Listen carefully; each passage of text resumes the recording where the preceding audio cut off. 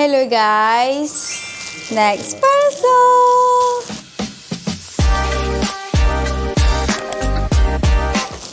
Ya, ni aku beli baju untuk suami saya. Ya, betul. Suamiku. Wah, cantiknya. Wow, aku beli texture punya kemeja. Rus, sit down. Abah, tengok Abah. Tada! Oh my god, so pretty.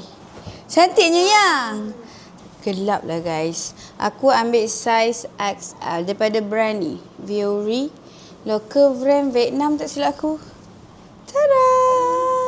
Love the texture. Nampak? Oh, dia very soft tak? Walaupun dia texture, dia tak adalah kesat-kesat kasar ke apa. Dia rasa biasa je. Memang sengaja aku ambil yang ada texture sebab cantik sikit kan. Selalunya kemeja lelaki kan dia macam plain, kosong macam tu kan. Nak bagi nampak macam mana, lain sikit lah kemeja tu kan. Jadi kita beli yang texture macam ni.